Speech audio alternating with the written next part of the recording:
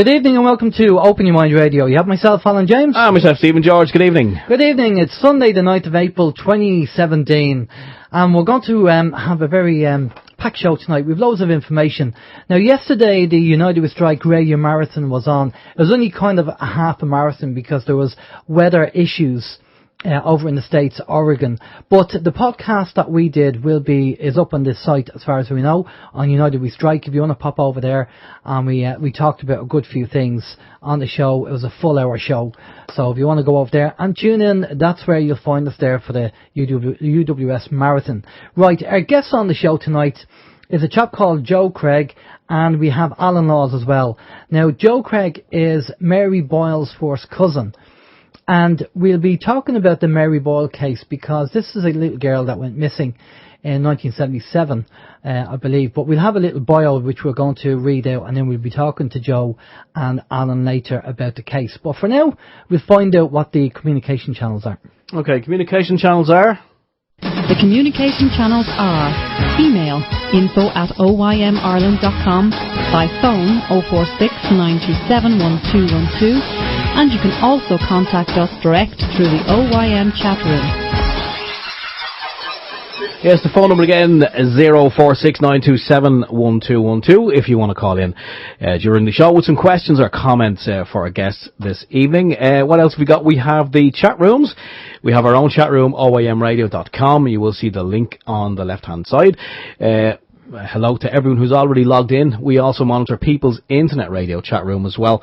That's in peoplesinternetradio.com, and we will say a big hi to everyone who's logged in there. Also, what else have we got? We have the anti-social media Facebook links to everything around the website, our own website there. So the links to the anti-social media, to the Skype, to the Twitter. It's all there. And also the TuneIn application for your smartphone or your iPhone, that's on there as well. It's a free download, so you can check us out 24 hours a day, 7 days a week. Alan. Brilliant, Steve. Well, back off to you. You're starting off. Yes, I am starting off. We have some news in from the Irish Mirror.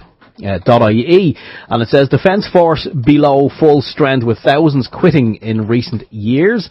Many members have left for better paid jobs in the private sector. It says military staff levels have been left below strength with thousands leaving in the past few years. Since 2013, 2,225 people have left the military, leaving the Defence Force understaffed. Members of the various branches of the forces have been leaving for better paid jobs in the private sector. That's according to the Irish Sun. The Army has been the worst affected, with 1,742 leaving since 2013. 188 people walked from the Air Corps, while 295 opted out of the Navy. Wow, some astonishing figures there.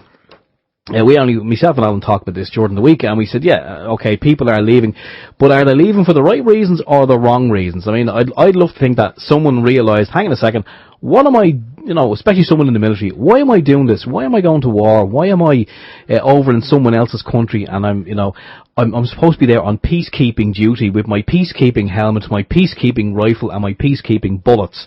It just doesn't add up. So I'd love to think that someone said, I'm in this for the wrong reasons, and just walked away.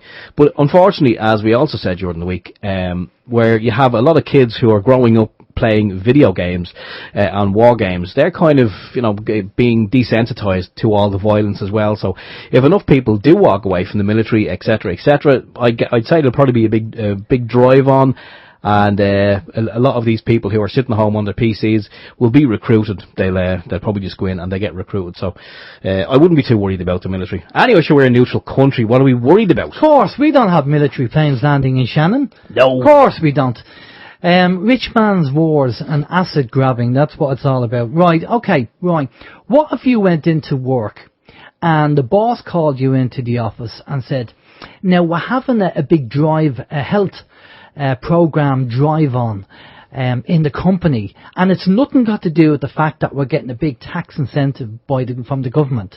But what you have to do now is you have to have all vaccines before we carry on, before we let you carry on in the company.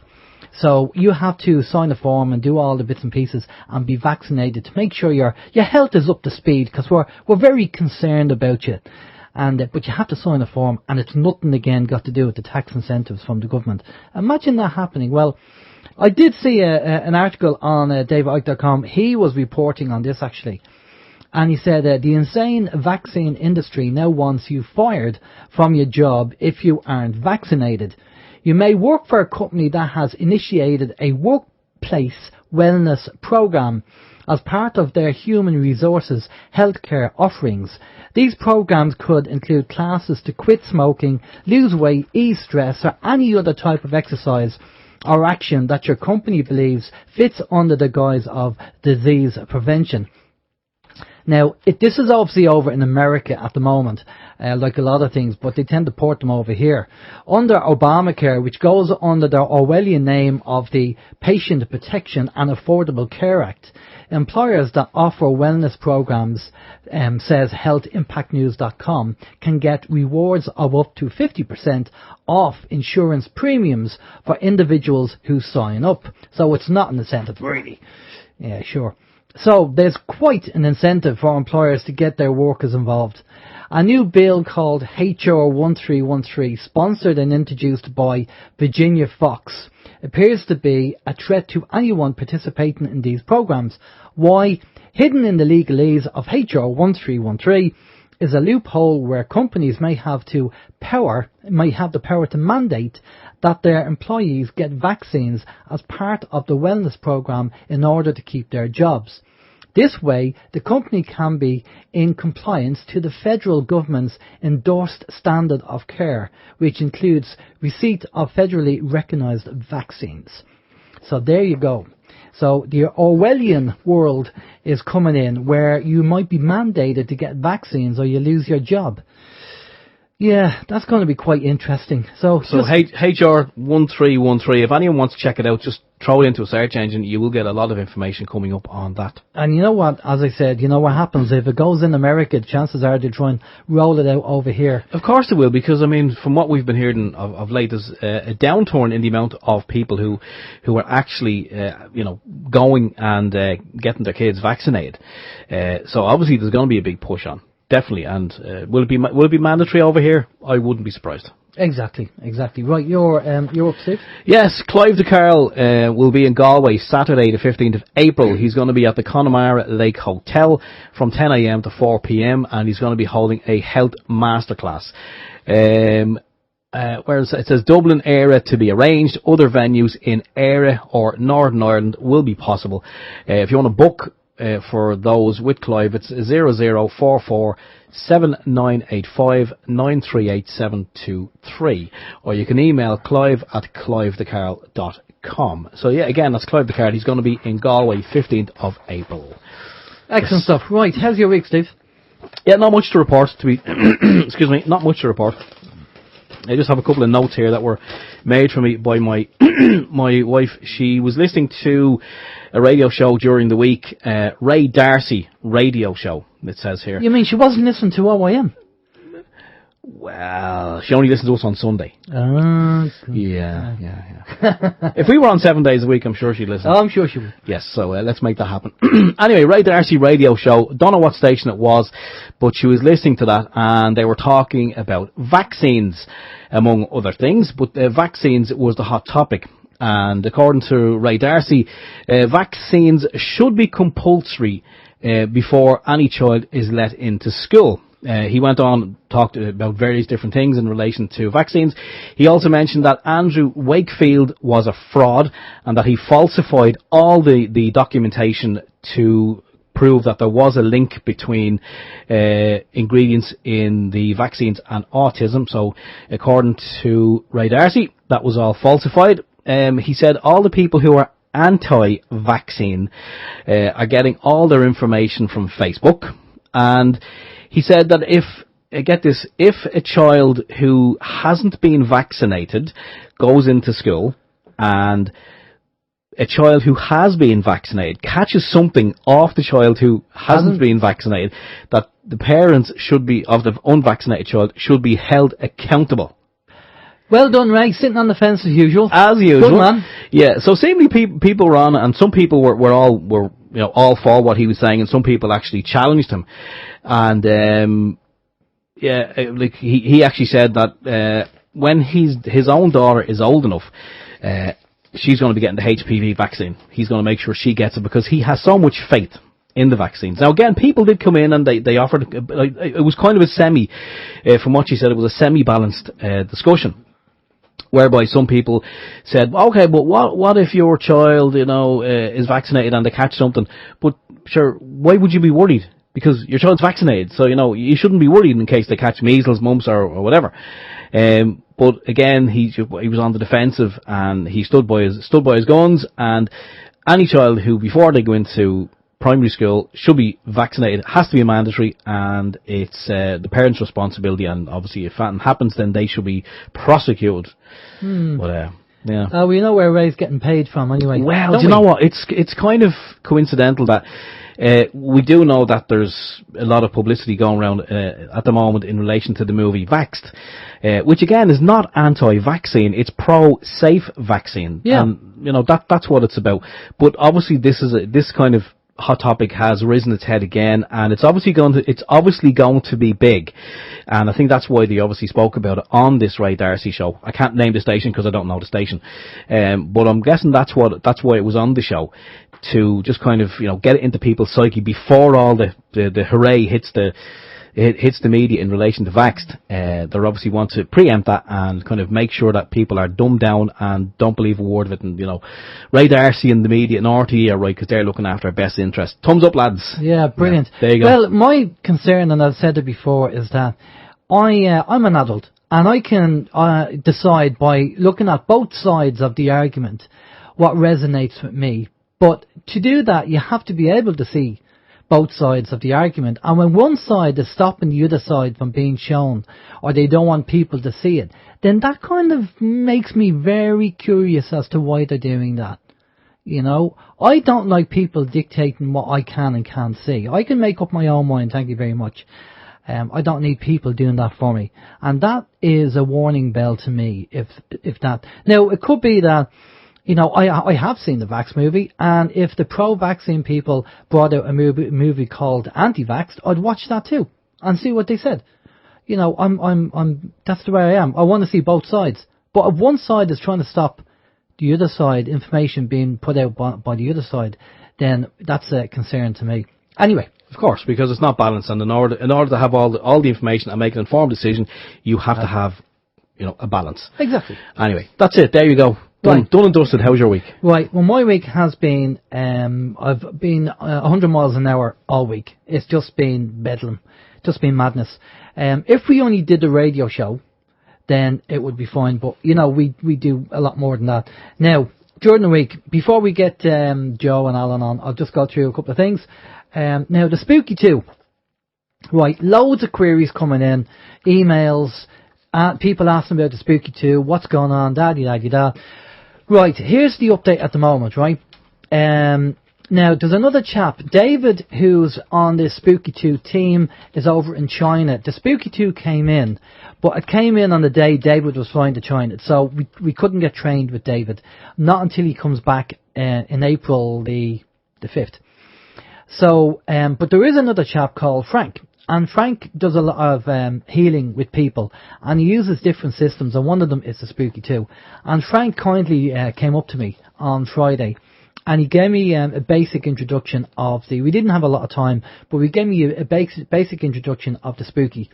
And in all honesty, it's quite an advanced piece of kit. It is a phenomenal piece of kit.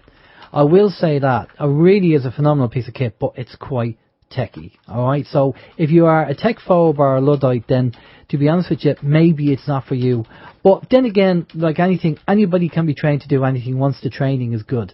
So we are going to be doing the Dummies Guide tutorial to the Spooky, but I'm only starting to get the hang of it and understand the basics of it. Okay, so I'm going to be doing some scanning with the Spooky on me, and then obviously I want to do Steve. We're going to be the guinea pigs. And we're going to try it out, and so we'll see how we get on. Now, I've already done a biofeedback scan on the Spooky 2, and I have to now run the programs on the things that I found. And it did find a couple of things which I thought, oh yeah, okay, I'll accept that. So it did find the things that I thought it would find, which is brilliant. That's a good sign that it's doing its job. So as I say, it's early days. Frank is going to come up to me again next week, and we're going to do a bit more training on the Spooky 2. It is a phenomenal piece of kit. I mean, John is just, his knowledge on the whole Spooky thing is just phenomenal. Now, you have to remember, and for legal reasons I have to say this, the Spooky 2 does not cure anything. It just brings you back to health, okay? And you can read into that as whatever way you want, because at the end of the day, you can't have anything that cures it. You have to be a doctor for that, okay? So it doesn't cure anything. It just brings you back to health, okay? So we are going to be doing a bit of testing, myself and Steve. Even after the show now tonight, I'm going to be setting up the Spooky, just showing Steve the basics, and then running a few programs. And I'm still learning it. There's a lot to learn. But I will do the tutorials, because people have said to me, oh, you're going to get trained, and how do we get trained and all that? I will do a dummies guide video on the Spooky, but we have to prove that it works. We have to prove that it does what it says on the tin. We're not just going to say, oh yeah, it works, go ahead and buy it. We don't want you doing that. Don't go off buying anything. Wait till we do the testing, and then we'll see what we find at the end of it. Like the Pain Genie, we'll see what we find, and then we'll let you know. Because we don't want you spending your hard-earned cash if we feel that it's not doing the job. Now, I have to say, Frank and Echo and the Spooky team have been fantastic. Anytime I send an email and I have a query, they get back to me straight away. They're fantastic. So I can't fault the Spooky team at all. And Frank, as I say, has been a big help. So it's all good news anyway with the Spooky 2.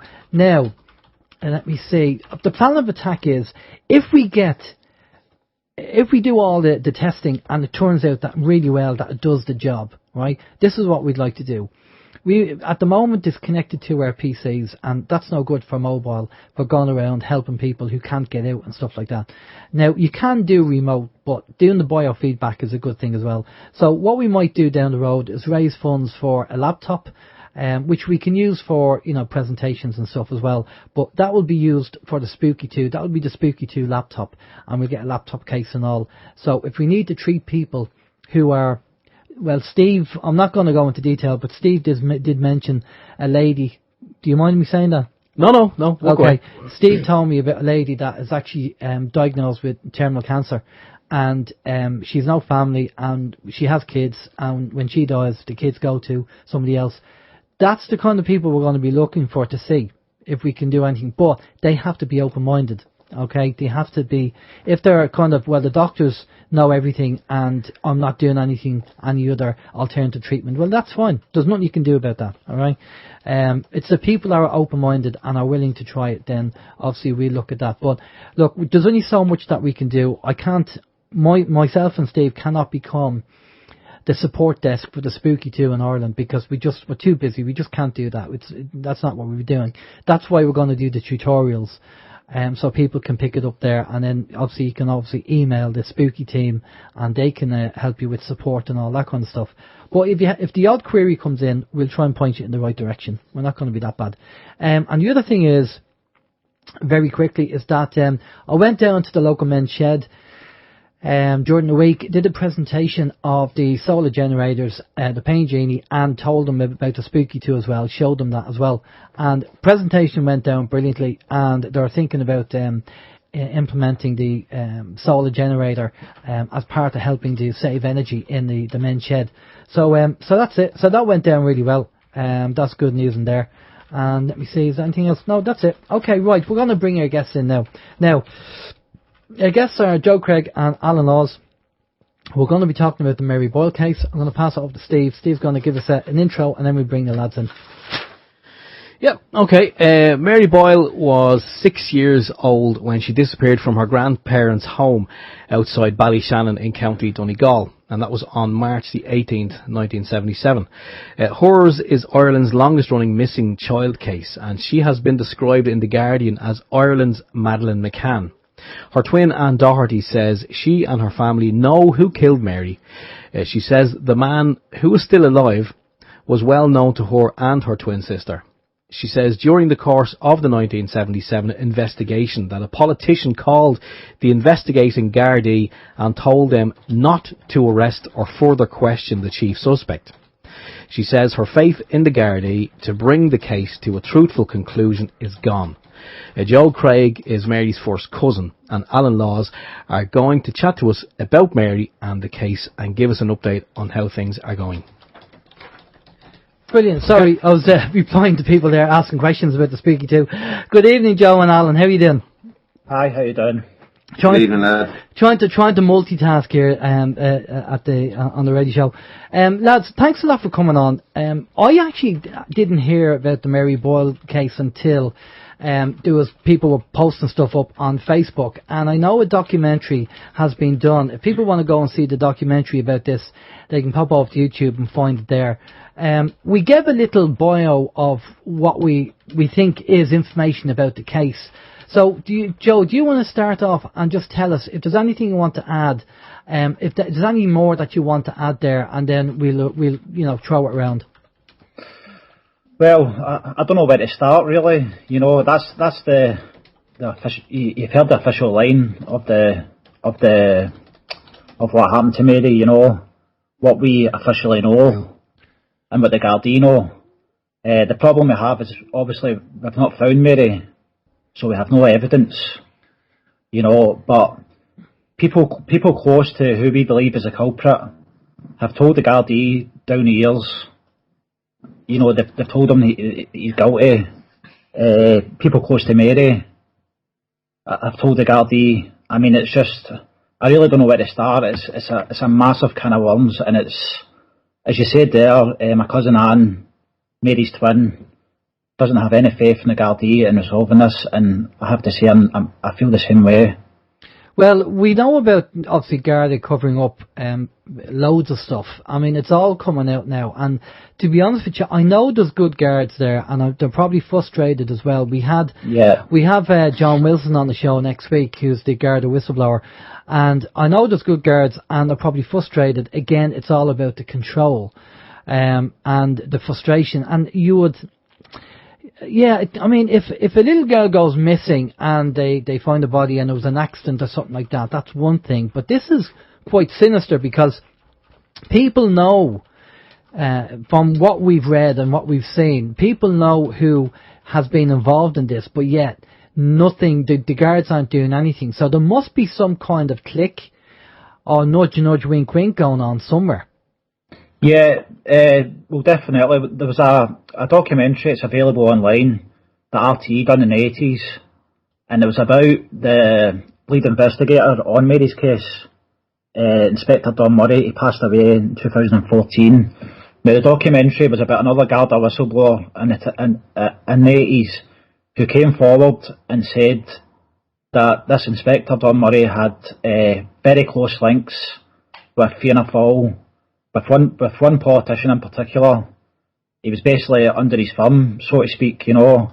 Yeah. The town where this councillor was based is Bundoran, which if anybody knows, it's like a small type of Blackpool type of resort. You know, there's a lot of gambling machines and stuff. Back then they were illegal, but they were getting turned a blind eye to. Now, this RTE documentary didn't mention Mary at all. It was just about the fact that this Garda had come forward and made a report that Inspector Don Murray was basically, he called them the Untouchables. There was a ring of the Untouchables in Donegal at the time, and I believe it was the same.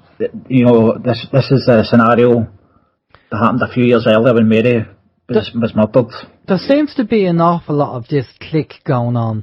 And obviously, I mean, there's an awful lot coming out now of let's just say global abuse and kids being abused and being abducted and all that kind of stuff. And to be honest with you, Ireland is no different. And we have our fair share of people like that over here as well.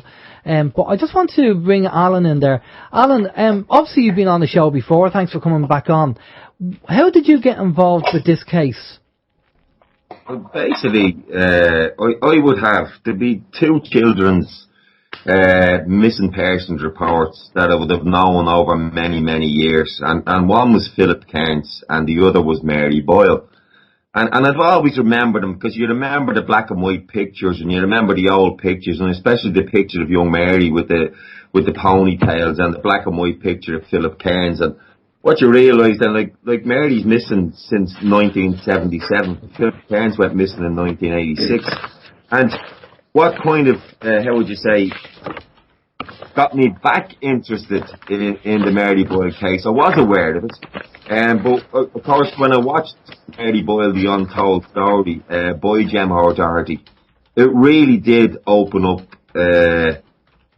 it's opened up a can of worms. And as you know, I've been a political activist now for a few years, and nothing too much surprises me, unfortunately, anymore. And if you're looking at Donegal in particular, if you remember the McBrearty case as well, I mean, the Donegal gardaí have come in for particular attention after I think it was the Morris Tribunal and the McBrearty case and another case, and there's lots of cases of injustice to do with the gardaí, probably too many of them at the moment, and it's really crying out for a separate body to be able to oversee what the gardaí's been doing, because it's overwhelming the amount of question marks hanging over the gardaí at the moment. When you look, of course, at Mary Boyle, when you look at Maurice McCabe and John Wilson and all the other whistleblowers,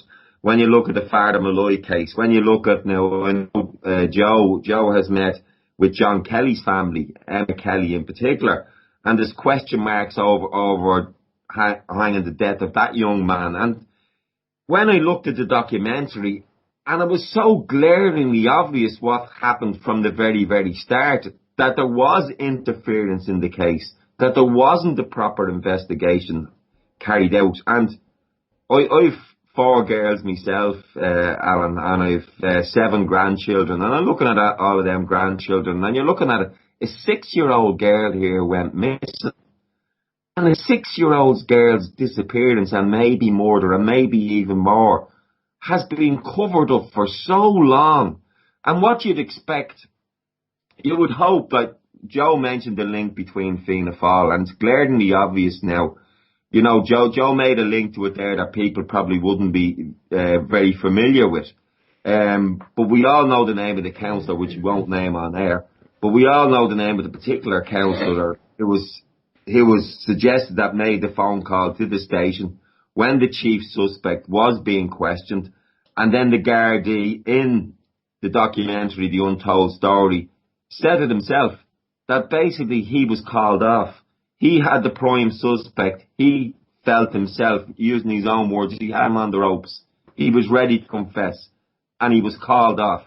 And going back to 1977, you'd expect when the new regime came in, when that superintendent that Joe was talking about retired and another superintendent took over, and when a Fianna Fáil party went out of power and a Fianna Gael party came into power, you would imagine that the new commissioner or the new superintendent or the new justice minister would actually resolve this issue, saying, hold on a second, this is covered up by the opposite political party, we'll get this resolved.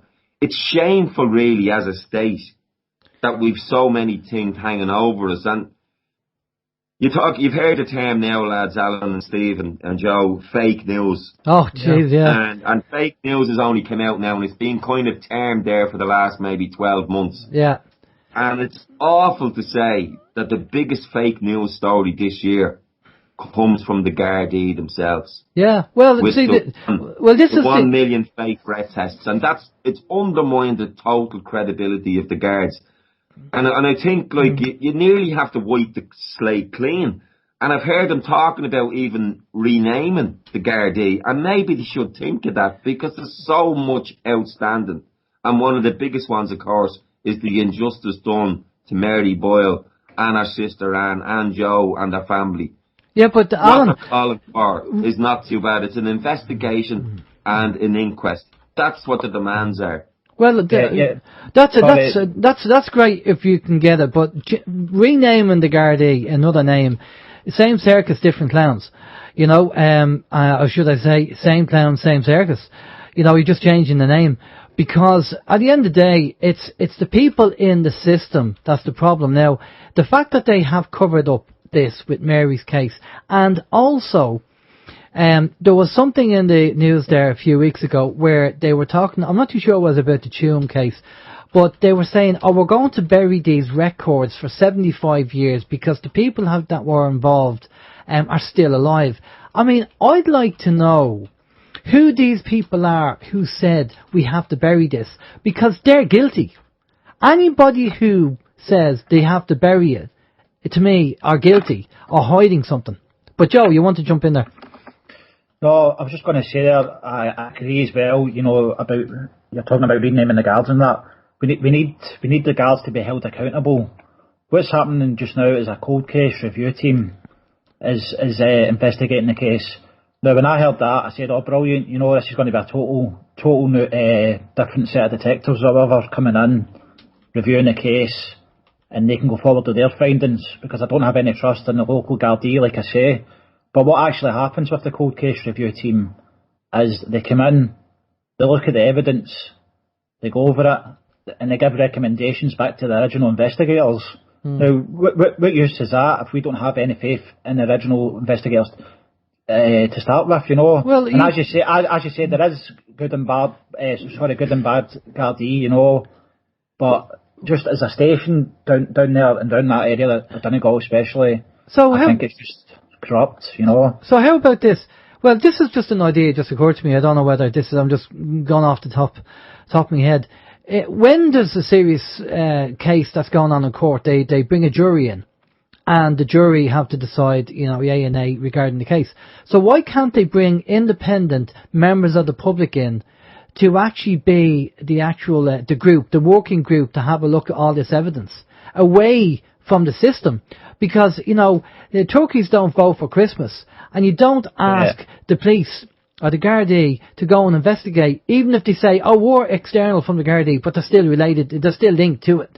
I mean, that doesn't work. I mean, even in the corporate world, you know, it's like the cancer societies or the pharmaceutical companies doing research or paying for research to tell you that chemo is the best thing since sliced bread. Well, of course, they'd put the money up to fund it, so of course that's going to be the answer. So it has to be an independent group or party of members of the public. Maybe we're going back to common law, but, you know, members of the public who brought in, who don't really know much about the case, or can be independent. And see, that's the trouble. When you get the government parties in, whether it's the guards or whether it's the government or politicians and councillors, it's open for corruption. It's open to be controlled, so you need to get away from that. Now, Alan, you talked about the councillor who rang up the guard and called them off. What gave the councillor the power or the right to do that? There's no matter who you are, you haven't got the right to do that. And I was actually on LMFM during the week and talking about a justice issue, which is the jobs town not guilty issue. And he was telling me he was listening to Bob Geldof's Banana Republic. And he was saying we're actually starting to become a Banana Republic. And as far as I remember, Banana Republic, the term comes from South America. But you look at what's even happening in South America. In Brazil and in Argentina, both prime ministers now are up on criminal charges. They've been impeached and they're up on criminal charges. But in Ireland, we seem to have a problem when it comes to a senior politician or even a senior Gardaí, as we look at Noreen O'Sullivan now. We seem to have a problem when they do something wrong. Bankers, whether they be bankers, whether they be senior politicians, whether they be senior Gardaí, we seem to have a real problem in our justice system dealing with it. Now, you know, not only should the investigation be opened up into Mary's case, but also the investigation into the cover-up of Mary's case should be opened up in the sense that there's people criminally responsible for doing that. So the first time we heard that mentioned on the documentary, The Untold Story, surely then, you know, that politician should have, you know, the guard should have called to his door straight away and even took him in for questioning. The guard should have called to the superintendent's door who was in charge at the time, or the one who took over. And a proper investigation would deal with all of that. But what we have is, we basically have total denials from people when the evidence is so overwhelming. And the evidence, like Joe says, that there's members of the family now who have named the person and who have named it openly. And Margot said that in the documentary.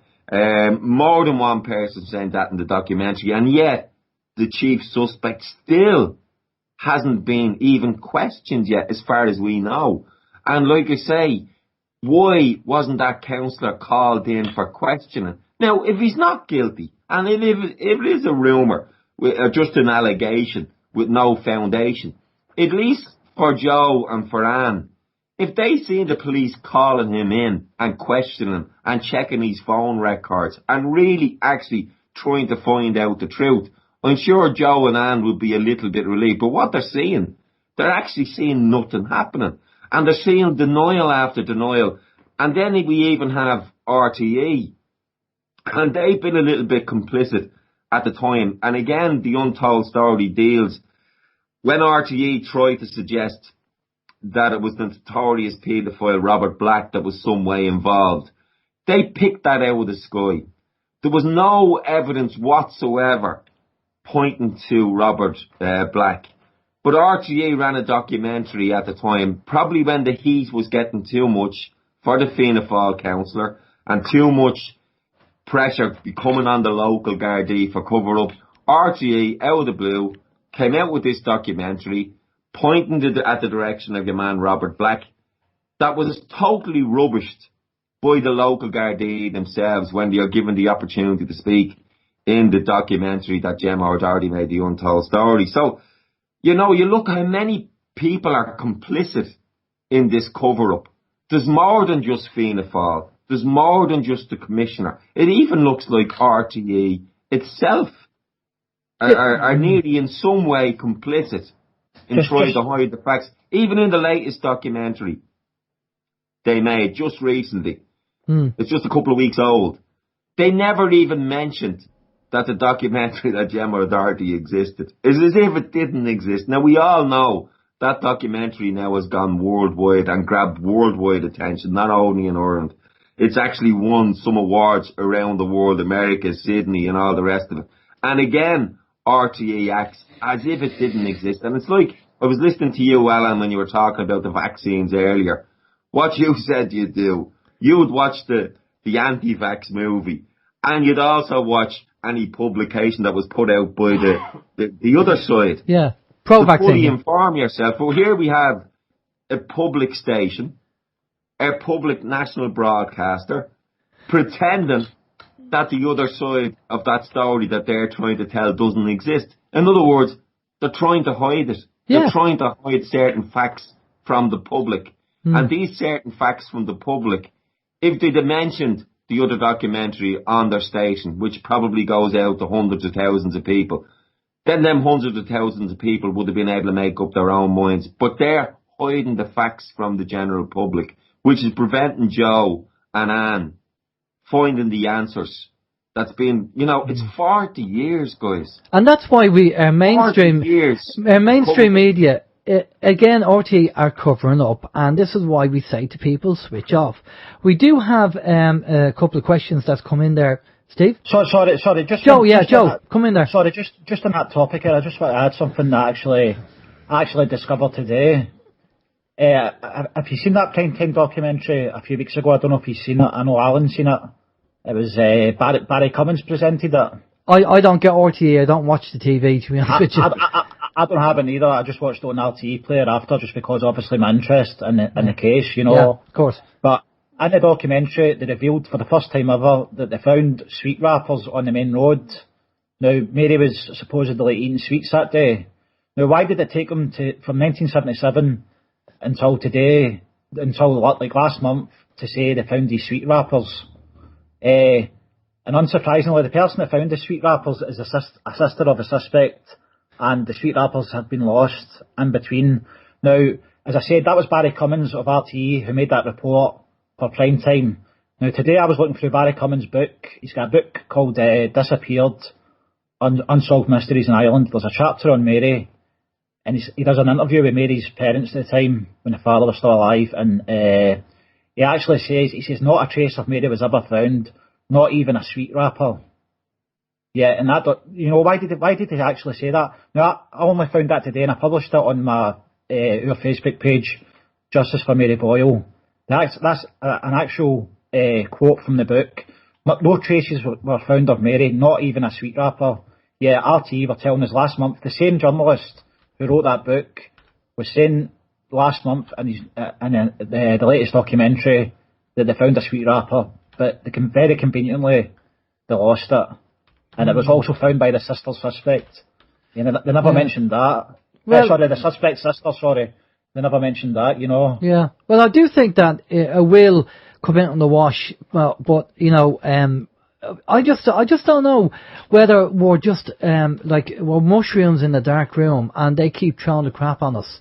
Are we gone beans in Ireland and just accepting this? I mean, other countries are standing up, and as you say, Alan, they're doing something about the leaders, but we just seem to take it, and we get the what can you do attitude.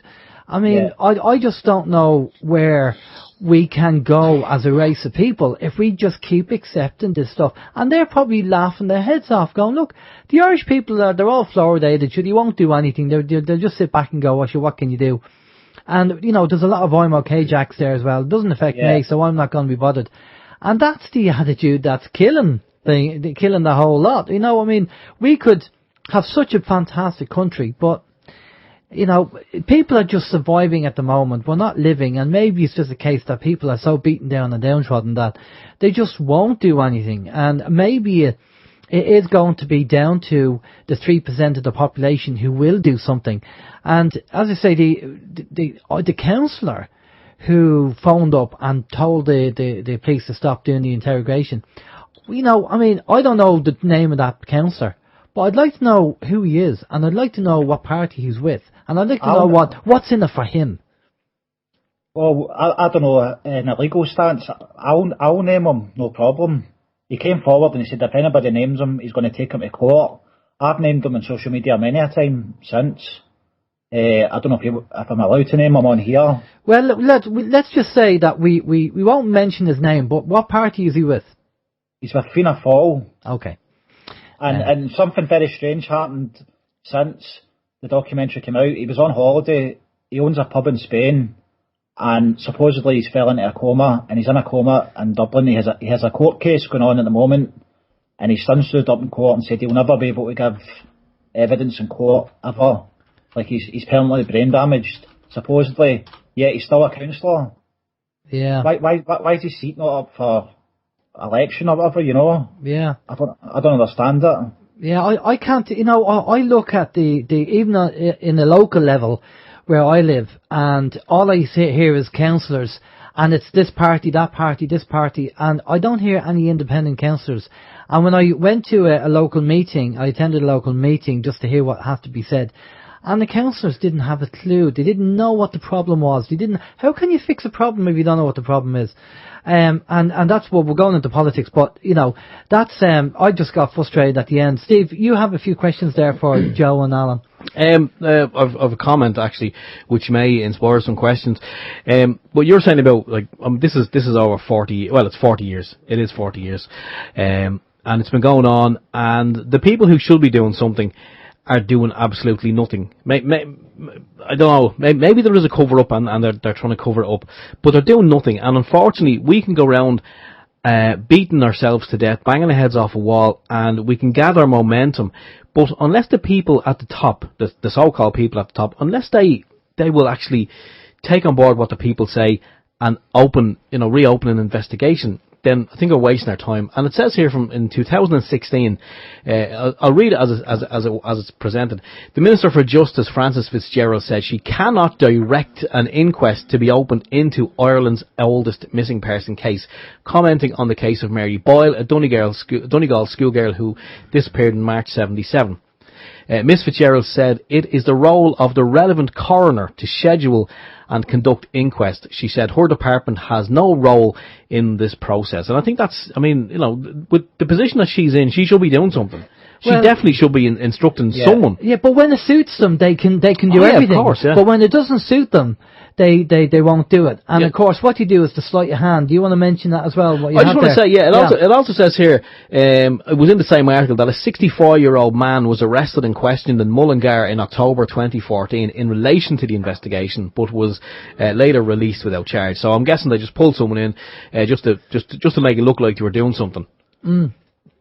Yeah. Again, lads. That's again. If anybody's listening to your show, and there are lots of people that are listening to your show tonight, go to YouTube, look at Mary Boyle, the untold story. You'll get a lot of the background to the information you're hearing tonight there on that show. What you'd hope is, look, I live in hope. I've gone out and protested outside Shane Castle's office, just say here in Navan. And he's our local TD. And what you're hoping is, just say, let's put politics aside. You will know I wouldn't be a fan of Fianna Fáil, but that's not here nor there. Shane Castles is a father. Thomas Bourne, who's another mate, Fianna Fáil TD, is a father. That's Alan's mate, I've appealed to them as fathers. If it was any of our children, guys, and this is what I try to talk, anytime I try to talk nice to them. I don't abuse them. I just appeal to Shane and to Thomas Bourne. Your fathers yourselves. Please look into your own hearts and look into your own 6-year-old child's eyes and ask yourself, would you be happy if it was your child, if Mary was your child who disappeared so long ago and there wasn't even a proper investigation into your child's disappearance? So I've asked them, and I've left messages on their in videos outside their doors, through letters going through their letter boxes, basically asking them to do what Joe and Anne, the sister of Mary, and Joe, the cousin of Mary, were asking them to do, is again, carry out a proper investigation. If a proper investigation was carried out, and the chief suspect was questioned, and the counsellor involved was, even check into his phone records, check into if the phone record still exists. I'm not sure they can do that, but check into all of that. If that was to happen, I'm sure the overwhelming evidence that would come from that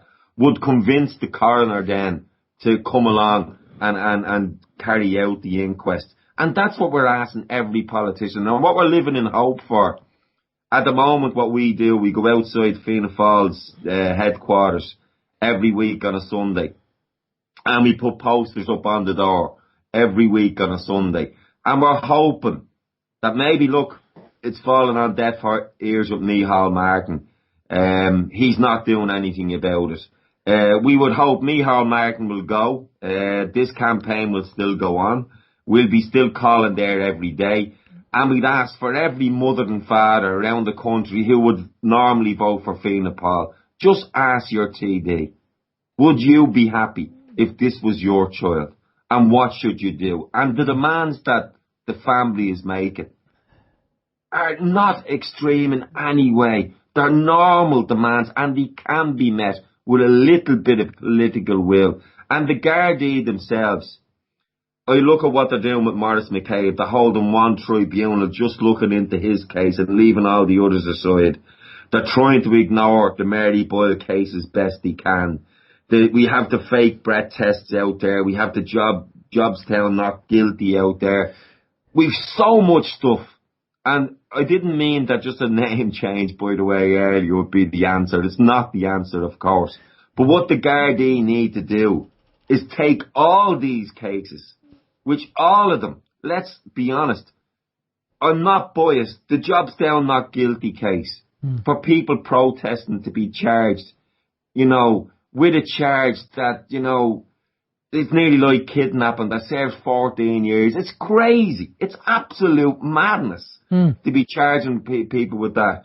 The John Kelly case, when you talk to the family, there definitely is questions unanswered. So the only way the Gardaí are going to get their credibility back is to draw the line in the sand and really look at themselves and every case that's outstanding that has merit. They need to look at them all and go in one clean sweep and do them all together. And that might sound crazy, but it's the only way the general public will their faith will be restored in the Gardaí. Because one Morris McCabe tribunal, and just to get Morris' case dealt with, will not deal with all the other whistleblowers, you know, and there's just so much out there. It has to be dealt with. And I'd appeal to the fathers and mothers of Fianna Gael TDs, Fianna Fáil TDs, you know, the people that we know have the power in government right now, that please listen to the campaign, listen to what they're asking for, and please, after 40 years, it's now time to deliver the justice that Mary hasn't got till now. Well, let me just jump in there, Alan, on a couple of things. One, I don't think it's a problem with Mary and the evidence. I think the problem is it's controlled. It's controlled by an element of people. Now, a few years ago, I know somebody from the Sovereign Independent, people who remember the newspaper, the Sovereign Independent, actually, off the record, spoke to a politician. And they said, do you actually know what's going on? And the politician said off the record, yes, we all know what's going on, but I have a pension and I'll be retiring shortly, so I'm not going to rock the boat. So I don't think it's down to a lack of evidence or ignorance. I just think that they are just feathering their own nest. And even my own grandmother used to say that to the politicians, you're just feathering your own nest. And that's what they do. They just want to get their pension, they want to get their salary, and they want to then fade away, then kick the ball down the road to the next guy that has to take over. The same with everything else. We talk about the dangers of wireless technology and all that kind of stuff. And it's just a case of kicking it down the road, because even if you get in as a politician for one period, 4 or 5 year stint with the party, then you're coming in with a fantastic pension. So, and that's the problem. These people are going in and promising the earth, and they know once they're in, that's it, I'm settled for life. I have a nice, lovely pension at the end of it, even if I don't get voted again. Yeah, and they obviously know as well that if they do rock the boat, there's obviously certain things that they can do, and there's obviously certain things that they're told, you're not to entertain this and you can't do that. If you do that, that'll rock the boat and you won't get your little cushy pension and you won't get your job in Europe. It's a George Lee thing. He went in and he found out that it was institutionalised. 9 months later, he left. If you don't tell the rope, and funny enough, I was talking to somebody the other day about this, and I was saying, look, you go in, it's institutionalised, it's like a corporate company. It's all about the survival of the company and the bottom line with a corporate company, and they will sacrifice whoever they need to sacrifice for the survival of the company and the survival of the party. Now, it was also said to me that this chap said to me that he was speaking to a retired guard, and the retired guard said to him, document everything, do nothing, i.e. cover your arse but don't do anything. And this was from a retired guard. This was his method. Now, if the guards are doing the same thing, document everything but don't do anything, well, there you have it. And it breeds, this kind of breeds and passes on. I mean, John Wilson was on the show, and he was called in by his sergeant. He was a young 21-year-old, and he gave a ticket to somebody for speeding or something. And John was called in, and then the sergeant gave him the phone, and on the other end of the phone was a counsellor. Or it was councillor or TD, was it? It was someone in the government. Yeah, someone in the government. And they said, now, you will be taking care of that for me, won't you, John? And of course, the sergeant's there, and John said, well, what can I do? I had to kind of squash it. And this is what you're dealing with. You know, the whole system is a cesspit of corruption, and it needs to be all cleaned out. But how is that going to happen if people go, Asher, what can you do? I mean, how's it going to happen? I don't know. So the Mary Boyle case, you know, the evidence is there. And you could put a stack of evidence in front of the coroner and say, here's all the evidence, let's go ahead. And then the coroner gets a phone call and they go, yeah, leave that alone, don't be going near that case. And that's it. And that's the trouble with the system. It's too clicky and it's too controlled. So we have to think of an alternative system. That's the main thing we're asking for it right now, is a coroner's inquest, and they won't even give us that. I mean, it's a basic human right. Well, it is too, but a lot of things, Joe, are basic human right. We've people going into court trying to speak to the judge, and they're getting pulled out of court and getting slapped around or getting contempt of court and locked up. And it's all injustice.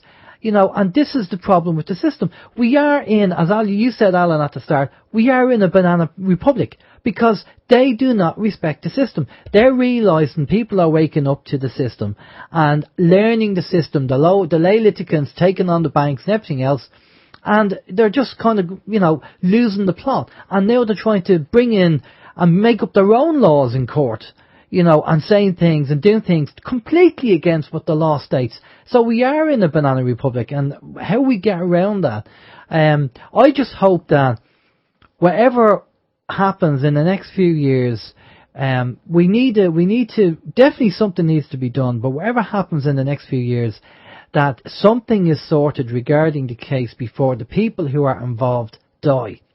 I think that's what they're doing. They're stalling it until the people do die.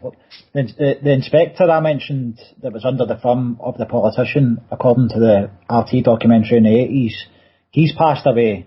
So that's one of the main players passed away already, as far as I'm concerned. The rest of them are in their 70s, you know, late 70s.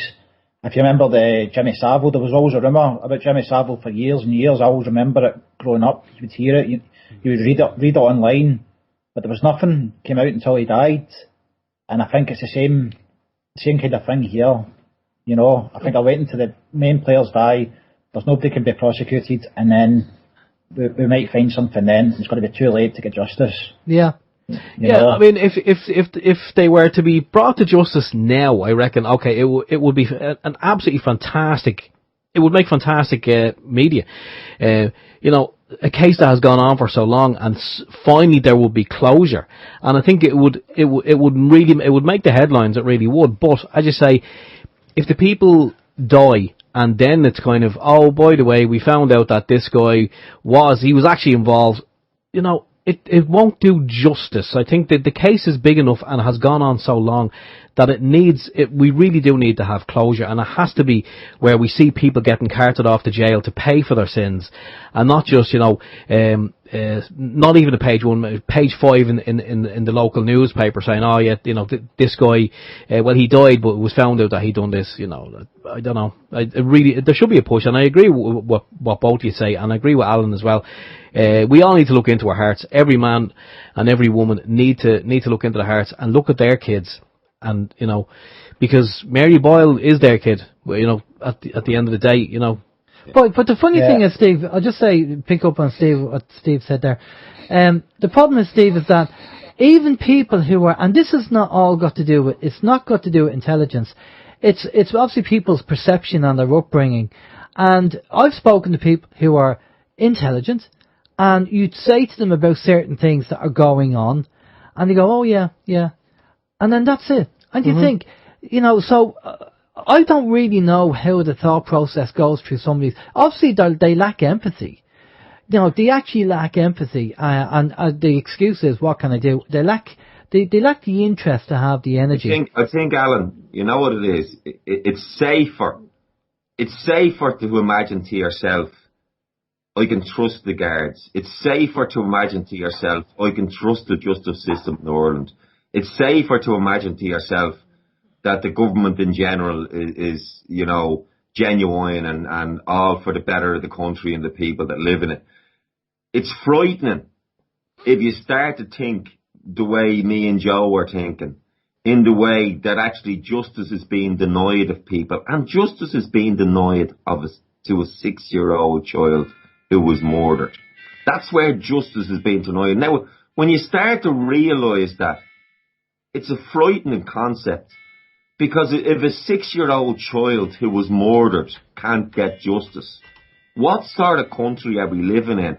And people are afraid, they're actually afraid to imagine a country like it, because think about that a little bit more, and think about if that's the sort of country we're living in. It's really frightening. It is. Well, when a guard does something correct, like the likes of John Wilson did and like the likes of Maurice McCabe did, they tried to do the right thing. And look how many obstacles were thrown in their way when they tried to do the right thing. You look at the Tune babies, and you look at it, and it really, every time I think of it, I can't get around it in my head. That's nearly 800 babies were thrown into a slurry pit. I mean, you don't see this in a Stephen King horror movie. But this is what the people that were charged with protecting young children, this is what they were doing. And they were basically trafficking in human beings. This is what the religious orders in this country were doing. And it wasn't only the religious orders. These children had death certs given by doctors. These children, the gardaí must have signed off on some of these death certs as well. And when you start to think about that a little more, it's frightening. So the people you're talking to, Alan, they're in denial. They're afraid to think. Well, it's cognitive. Country that we live in. It's cognitive dissonance, isn't it? Pardon? It's cognitive dissonance. They just don't want to accept it, because if they accept it, they have to deal with it. Yeah, that's it.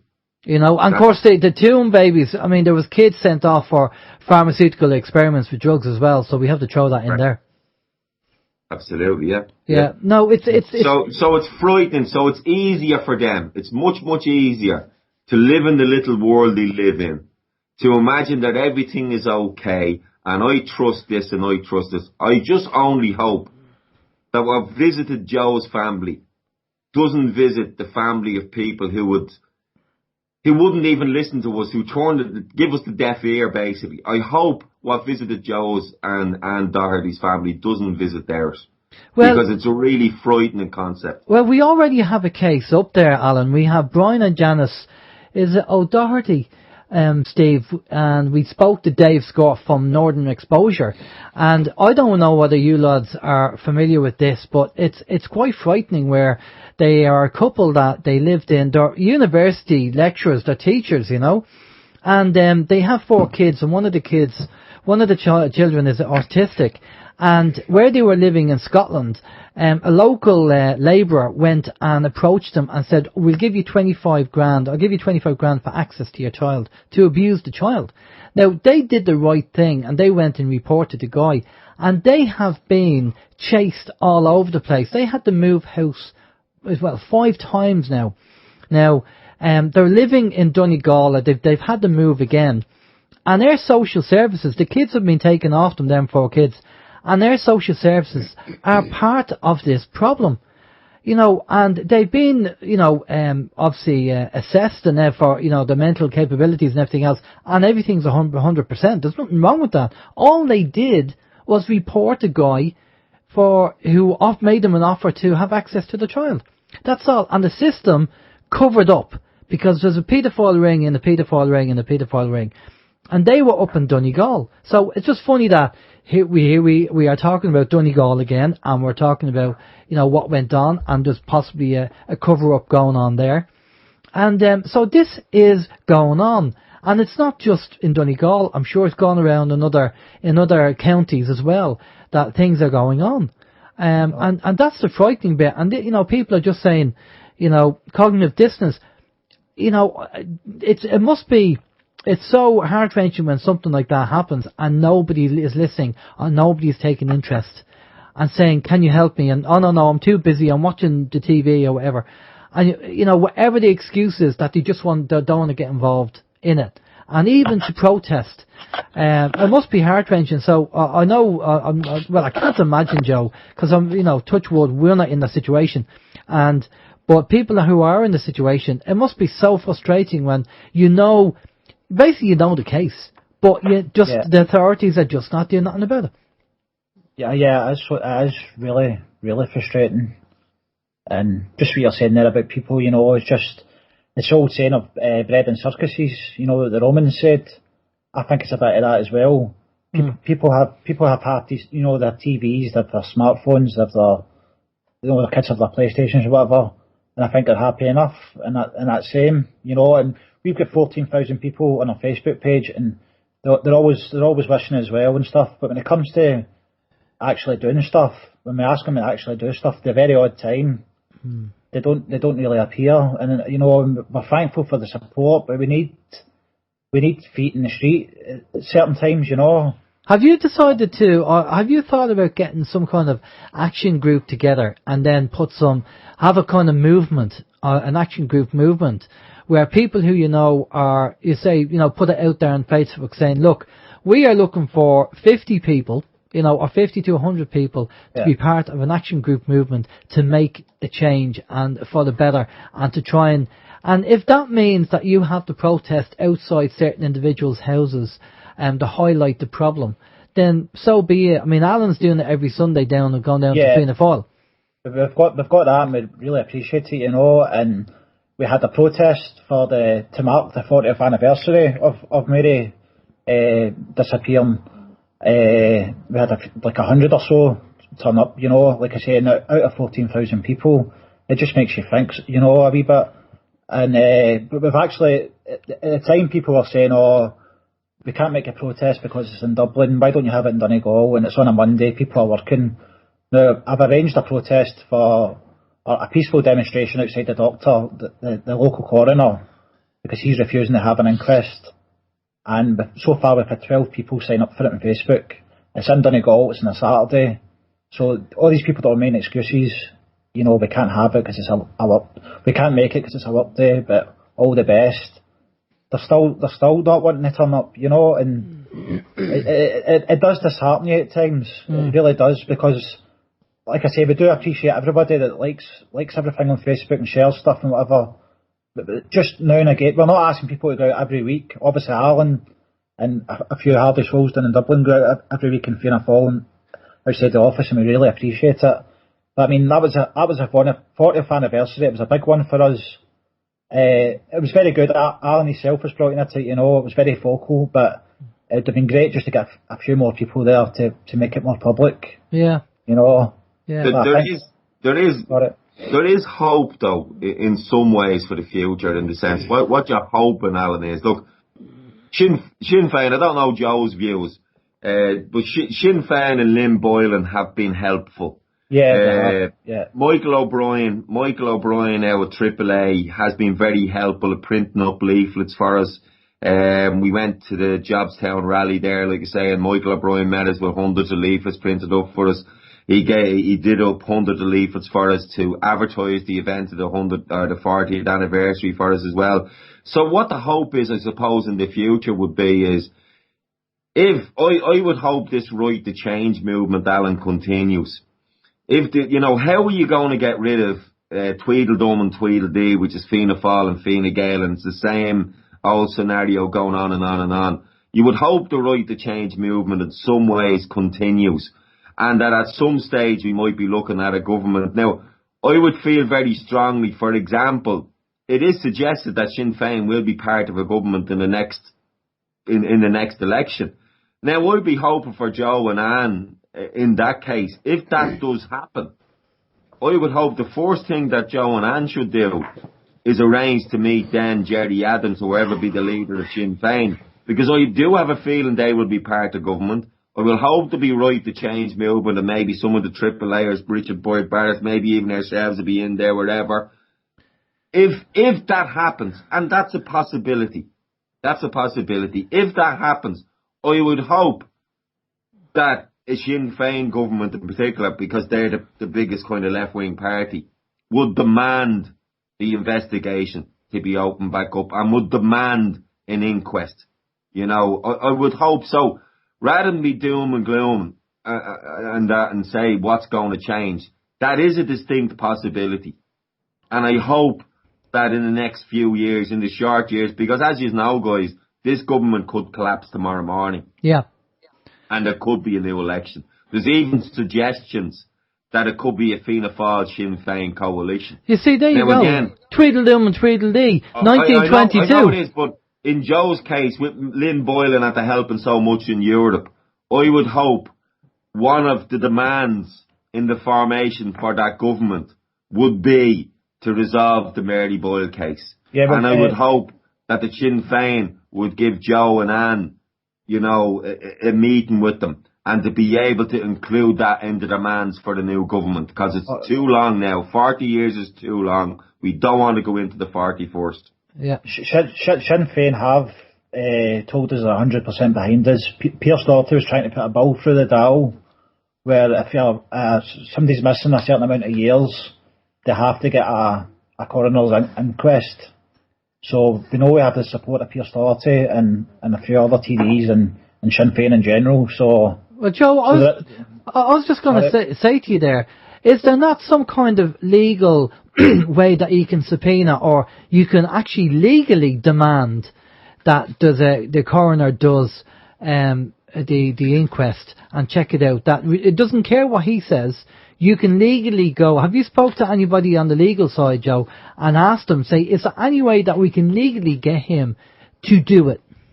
I'll be honest with you, Anne deals with the legal stuff. I kind of deal with the social media stuff and the kind of publicity and stuff, you know. But I do know that they've tried every avenue there. And so far, one of the main reasons the coroner is given is because there's an investigation underway at the moment, and Mary's mother is happy with it. And Mary's mother has also stated that she doesn't want an inquest in her lifetime because she doesn't want to believe that Mary is dead. Yeah, she was on RT 10 years ago or so saying that she knows in her heart that Mary's dead. She's told me that she knows that Mary's dead. And you know, it shouldn't be up to her. You know, I feel obviously a lot of sympathy for her. She's lost a daughter, but I mean, should it be up to somebody, you know, the mother to whether the coroner has an inquest or not? Well, there should be an inquest. A little girl has gone missing. That's the way it is. That's the doctor. That's the coroner's excuse just now. Is there's an investigation ongoing, and also that the mother doesn't want one because she thinks psychologically it will damage her to know that her child is dead. Yeah, she's told. Just to bring you up to date on what Anne is doing legally, Alan. Anne is heading towards Europe. That's where it's heading.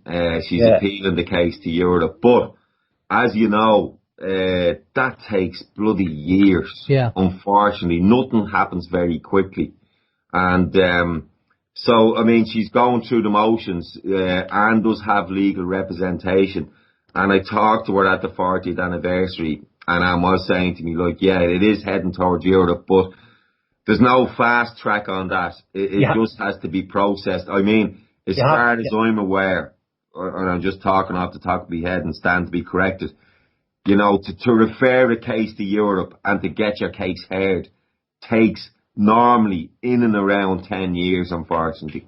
You have to exhaust every avenue in Ireland. So it would have to go to the High Court or the highest court in the land and first before it can go to Europe. So that's where Anne has a little bit of hope, maybe, that the European judges might be thinking differently than their Irish counterparts. Yeah. Is there a statute of limitations involved in this at all? How do you mean? Is there a time that, you know, when somebody disappears, that the legal system goes, oh, it's been over like 30 years, that, you know, 40 years, that, no, that's it. We draw the line there. I don't think so, is the honest answer, Aaron. It's not that I know for certain, but I don't think so, no. Not in a murder case or a disappearance case like this, no.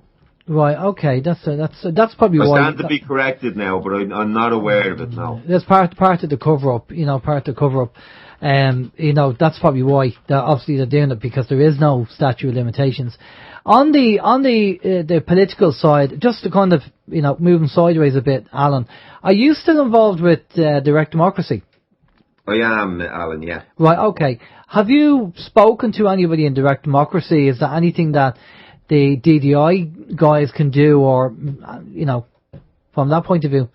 Well, I suppose the only thing we could do, if you were actually to get elected, of course, you have a voice inside the Dáil, if you can do that, and of course, you would raise it then as much as you can. There is a political consensus on the left side of the dial, again, that supports Joe, from Sinn Féin to AAA to People Before Profit.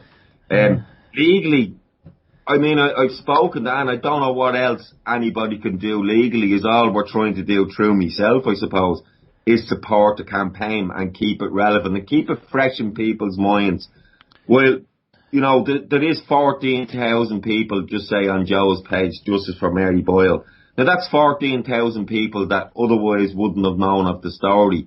That's 14,000 people that you hope would have seen the Mary Boyle, the untold story. And what we've done, or what I've done in particular, is I invited Gemma Doherty in Navan. We showed the documentary in my local pub in Navan. Gemma Doherty was touring the country in other places and showing people, because it's not everyone's on social media. Just say, for example, if I took my mother, who's 82 now, wouldn't know of Mary the Untold Story because she watches RTE. Yeah. She wouldn't be on social media, so she would never see the Untold Story or Justice for Mary Boyle's page. So only through me would she have heard of it. So we need to kind of reach out beyond social media. And I suppose what we're doing weekly is doing that. You'd be surprised people stop. We're outside Fianna Fáil headquarters every week. People stop.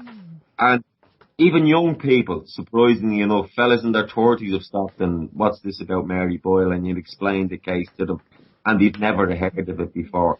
So we do have a job of work to do. So you hope that 14,000 people by next year is 28,000 people. And you're hoping the more people that know about it, the more chance is that the politicians have to do something about it.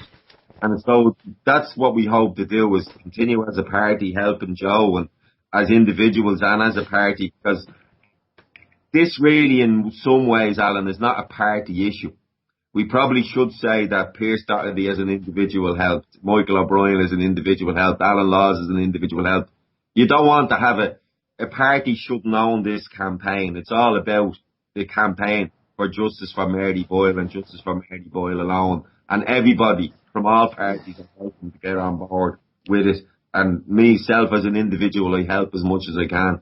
Yeah, no, I know you've been involved all right, and you're doing great work there. I'm just going to, Steve has a question for you there. Steve?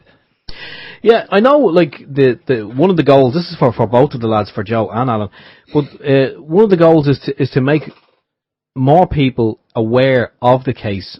And I know on Facebook, not everyone is on Facebook, and sometimes when you organise a protest or a meeting on Facebook, there's a lot, with the best will in the world, a lot of people will share stuff, but, you're asking them to go and meet up, and, people just, they can't do it for whatever reasons. Maybe it's laziness, maybe it's the fact that they have other things to do.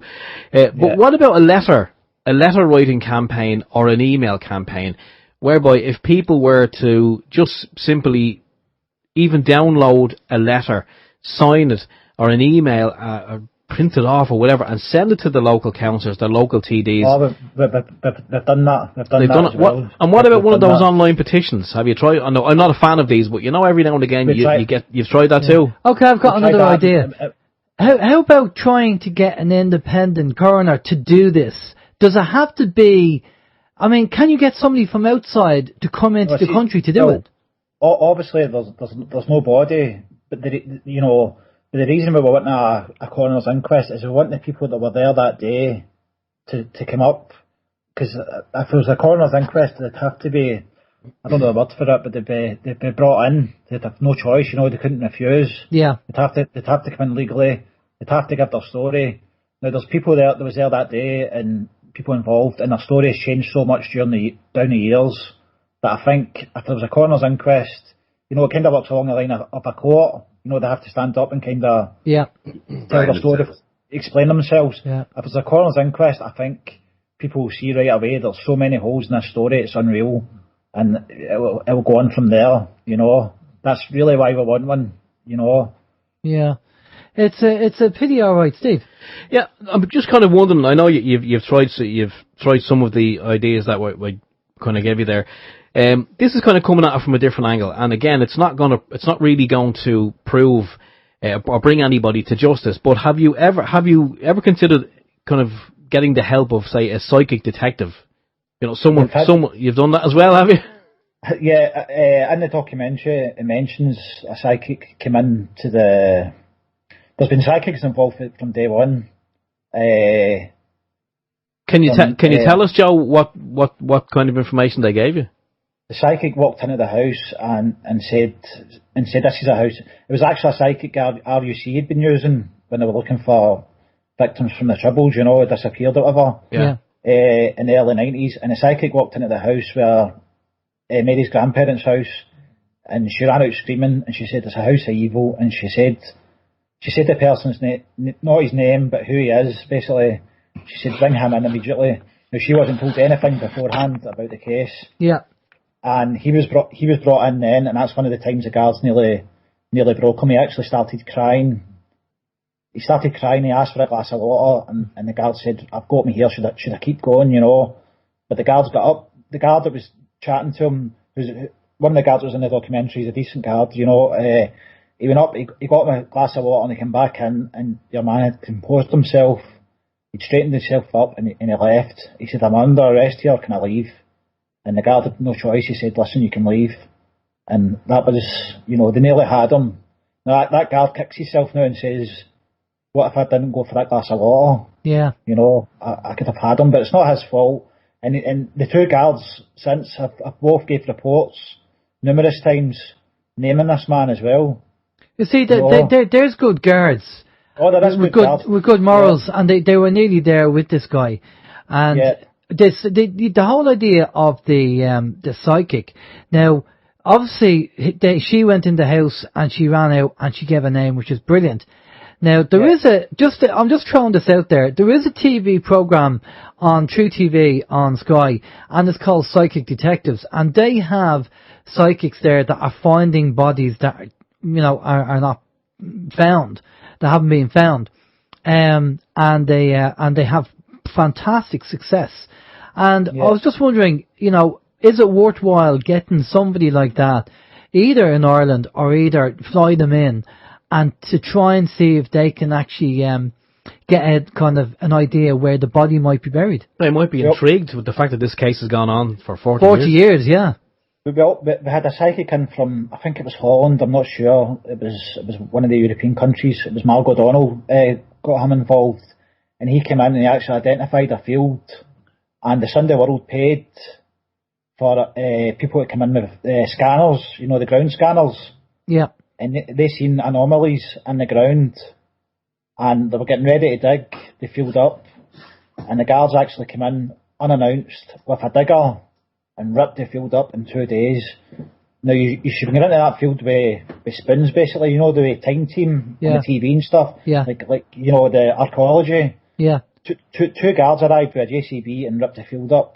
So who are them guards that are turned up in the JCB? Shouldn't they be named and shamed?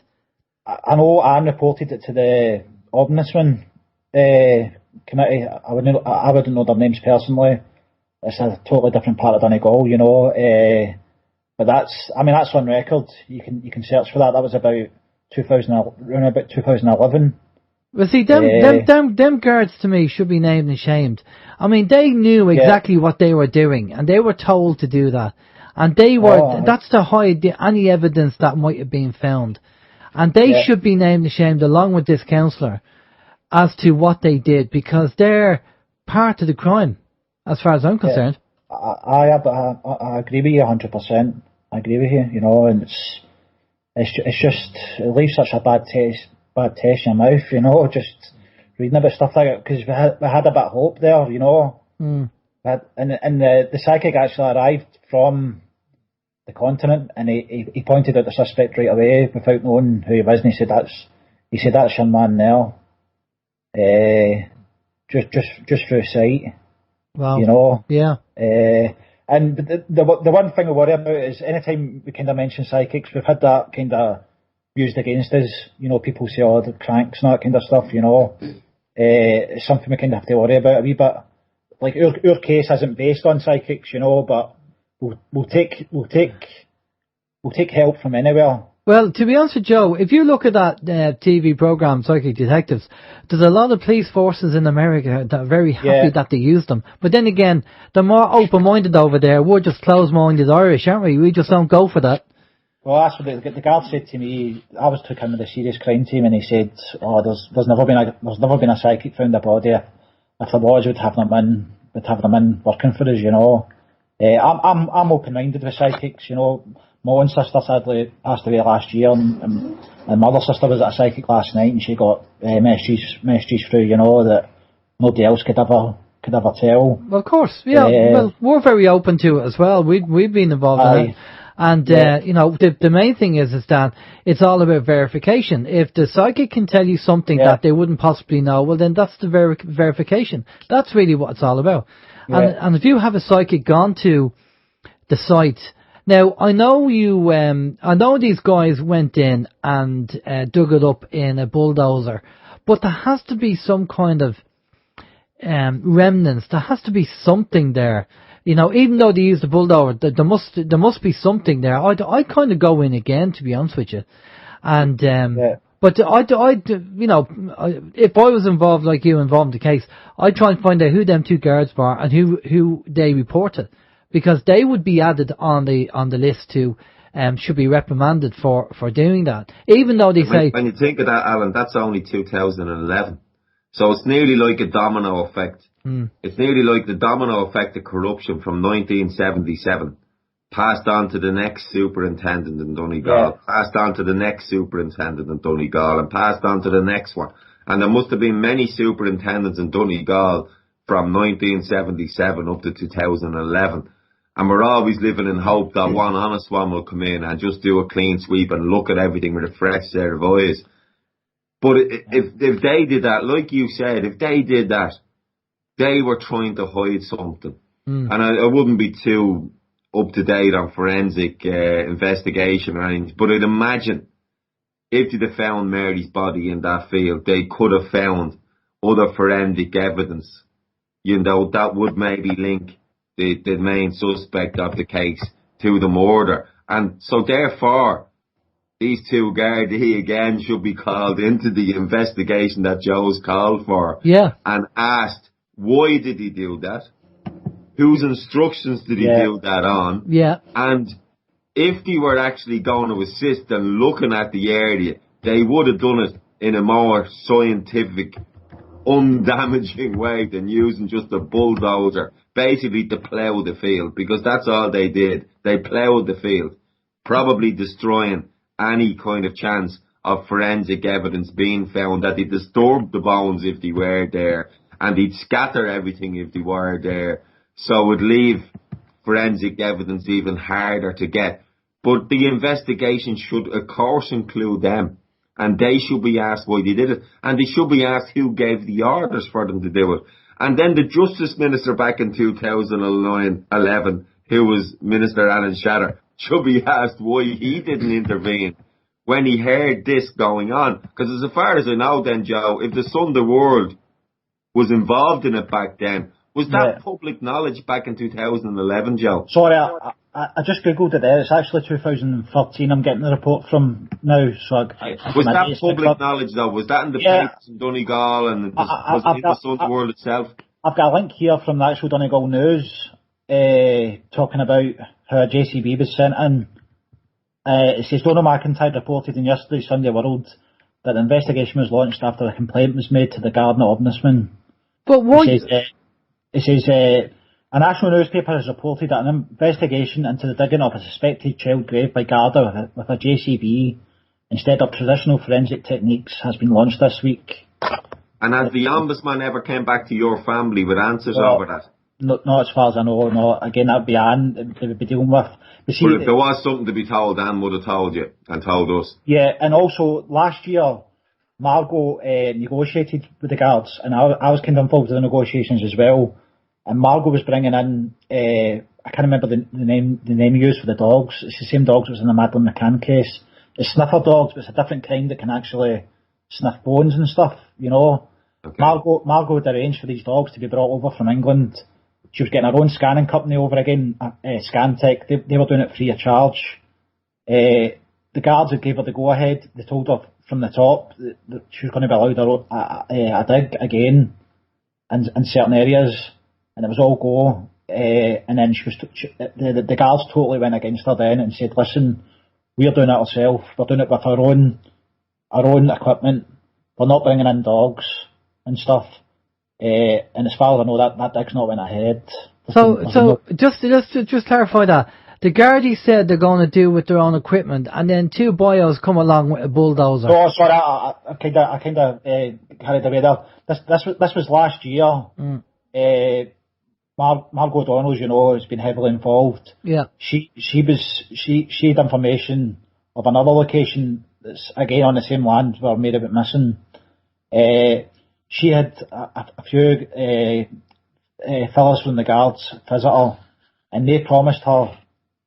She got them to make a promise that she could go in. The guards would have to be there, obviously, in case they found anything, because that'd be a crime scene right away. Yeah. She was promised that she could go in there with her own team of independent, you know, forensic archaeologists, or whatever you call them, you know. She had actually arranged for her own scanning company to come in, Scantech. Yeah. The same team that did it before. So that it wouldn't have cost the state anything apart from the guards standing there, basically. It's cadaver dogs, you call them. That's the name of them, cadaver dogs. Yeah. She'd arranged for them to come over from England. The guy was just waiting on standby, basically, to get the boat over with them. Oh, the cadaver dogs, yeah? Cadaver dogs, yeah. That's I couldn't remember the word. Yeah. Margot was waiting for that to happen. She had the scanning company on standby. The guards had promised her it was going to happen. And then the guards turned around and says, no, we're going in ourselves. We're not bringing any dogs, and we're bringing our own scanning company. And Margot was totally disheartened after that. And to be honest with you, Margot's been very quiet since. I think it just kind of really broke her heart. She put faith in them that this time they were telling the truth. But even if that was put out in the general public, that they had a team in to look for the body, and they had proper equipment, and two boyos come along from the gardaí in a bulldozer to rip up. I mean, does that not tell you something that there's guilt there? I've got it in front of me. If you can search it yourself, but the national media never reported on it. It was just local media. Yeah. You know. Yeah. That tells you there's guilt, and just the people that we suspect that's involved in the cover up, the actual people themselves. You know, if they're not guilty, they're doing a hella good job at acting it. I went down to visit them before the documentary came out. When I first heard about this, I never knew this full story until just before the documentary came out myself. And I said, I'm going to make my own mind up here. I'm not going to go on a witch hunt.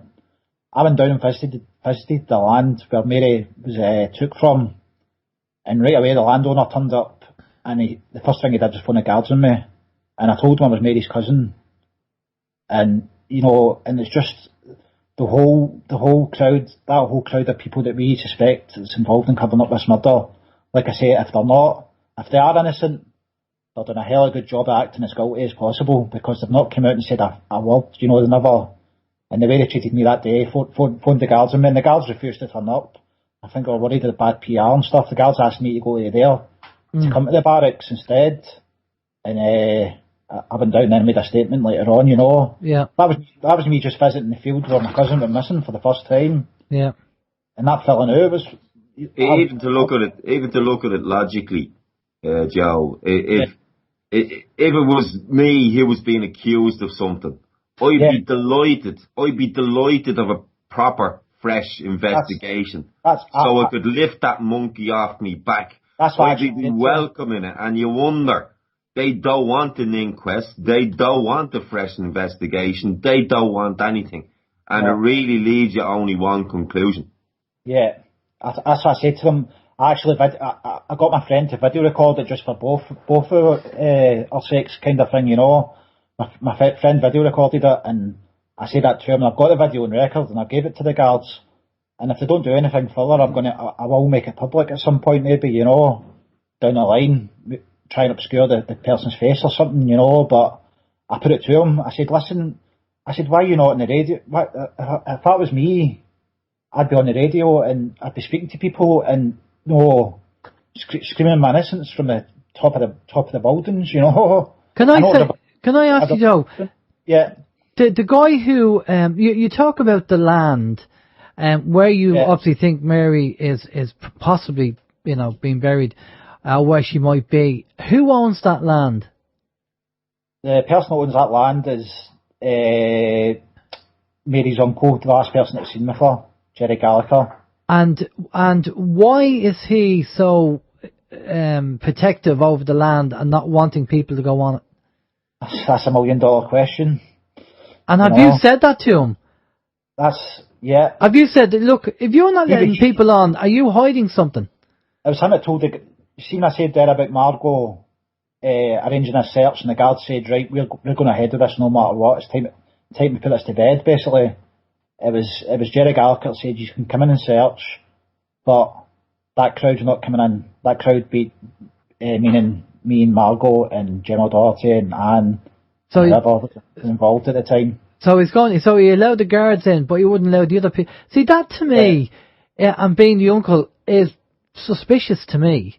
Yeah, exactly. If it was like, I've got 13 nephews and nieces, and if that situation happened to me, say, and then 40 years down the line, one of their cousins come to visit, I would sit them down, have a cup of tea, and say, listen, this is what happened, you know. Yeah. I don't like going into naming things and that, but just the way the whole crowd down there in Cashellard act is just totally suspicious. And I phoned everyone down there that was there that day, and they all hung up the phone on me, you know, instead of just sitting and chatting. And I have to stress that this is before the documentary. This is me trying to find out myself. And have you said to him, Joe, the fact that you're not letting us do that points a finger as you being a suspect and knowing something that has gone on? Have you said that to him? Oh, he told me that day that I could search no problem. He says, you can search no problem, and I asked the guard, and the guard said, there's no problem. He said, there's no problem whatsoever, you can search, we just have to be there in case there's obviously anything found. Yeah. Because then it turns into a crime scene. Yeah. And so I left that day, and I've got it on video, with him saying, you can search anytime, I've no problem. But obviously after that, the documentary came out, and I said to the guards, I said, why has he changed his mind now? And he said, because there's kind of witch hunt against people down there in Cashellard, and that's the way he feels. Well, it's not a witch hunt if he actually lets people go on and do a search for the body. It's him. If he stops people from doing it, well then it's actually making it more obvious that he might be involved or know something at least. Yeah, that's the thing. That's what I'm saying. If they're innocent, they're not acting that way. Yeah, I don't know. Frustrating. There's too many people. You might get a deathbed confession, but too many people obviously know what's going on, but you just keep them quiet. And again, I don't know. Yeah. Will we ever get to the stage where we'll have justice and things will be sorted? I don't know. We have about 7 minutes left, lads. So just on the positive side of things. Are we nowhere nearer to solving the case and nowhere nearer to? I know it's interesting. This is why we asked you to come on, because we want to kind of keep it in the public so the people will know about the case. We don't want it kind of disappearing, because it's been, as Steve said in the bio, it's been penned as the Irish Madeleine McCann case, and it's the longest. The longest case that somebody has been disappeared in Ireland, child anyway, and obviously coming on the show is just to talk about it, to keep it fresh and let people know about it. Is there anything else that you haven't tried or that you want to try, or you're going to try, or what else is planned in the pipeline? Well, plans just keeping demonstrations going. Something I was thinking today would be very handy is if anybody's good with YouTube, if they can make videos and stuff, showing kind of contradictions from different shows. There's like so many different stuff said in different documentaries through the years, but I wouldn't know myself personally how to do that, how to take somebody saying something in one show and splice it in with another, and it show how obvious it is. So if any of your listeners are any good at that, you know, I'd love them to get in touch. Okay. That's something I think could make a big impact, you know, just if people could see from themselves, you know, the same person saying two different things at two different times, you know. Yeah. And your main question, we're just going to keep the heat on, not going to give up, you know, and word is spreading. It's great in this day and age with the internet and social media and stuff that you don't have to rely on mainstream media. Yeah. Obviously, it'd be great. Well, to be honest with you, I still have faith in the whole psychic detective thing, and if people want to see what they're doing in America, go over to Sky TV and watch True TV, and they have a complete series of psychic detective, and the amount of cases they've solved with having a psychic involved is phenomenal. And a lot of the police agencies over there and the police forces use them all the time. When there's a cold case and there's no solution to it and nobody has any information, they call them in, and a lot of the time it gets solved. So maybe what you need to do, Joe, is to, again, try and get access to the land. Go to the uncle and say, look, we're going to bring in another psychic and we want to walk around the land and just see what we can find, what we can feel, because, you know, even if they don't find anything, they might get a nugget of information that you don't have, which might open up the case again, or something that might be another spin on it. Yeah, well, I'm open to anything, you know, like that, so I will look into that and watch that show, and it's just like I say, it's something I know for a fact is used against us. Yeah, it's a stick they beat us with, you know, they'll say, oh, you know, they're psychics, cranks and kind of stuff, you know, that's something that's been used in the past, I know that for a fact, you know, but well, look, I still would use them, yeah, you know. Well, put it this way, Joe, you don't have to tell people you're going off to do it. I mean, you're saying that you would use them, but you're not going down that road. But to be honest with you, I'd be cheeky enough, well, Steve knows me, that I would, you know, first of all, get access to the land, go to the uncle and say, well, you know, I want to come on the land, I want to have a look around, right? And then I'd be cheeky enough to email one of these psychic detectives in the States. If the Irish, if you can't get somebody in Ireland or the UK, get one of these over and then tell them the story 40 years and say, do you like it? Do you want a challenge? And you know, because all they do is say no. And and then might turn around and go, God, this is going to be a good one for their CV, but also to try and solve the case. Even if they don't find the body, they might find something that will crack it or make a change to it. But look, that's something that you have to decide to do, and we'll leave that with you. Alan, do you want to jump in and comment on anything yet? We have a couple of minutes left. Well, basically, look, we'll keep on doing what we're doing. We'll keep on trying to engage with people. And we have done I know what you're saying about social media. We use it the best way we can. And again, we had tried to hand out leaflets everywhere we can as well to people. And the one thing about this case is, every time I talk about it or every time I look at it, I mean, listening to Joe tonight on your show has informed me of more things that I didn't know about in the past, that convinces me even further that this is a bigger cover-up than it was. So I suppose what we could do is just keep on, and with the help of you guys tonight, you're hoping that your listeners now know the story. You know a lot more about the Mary Boyle case than they did before your show started. So I'm talking to them people now is to go to their local TDs, ask their local TD, what are they doing about finding the person who murdered a 6-year-old girl back in 1977, and a story of that murder being covered up. I'd ask all your listeners to look inside themselves and see what they can do to help the campaign, whether they're living in Donegal and maybe can go with Joe. When is the date of that protest on the coroner's office, Joe?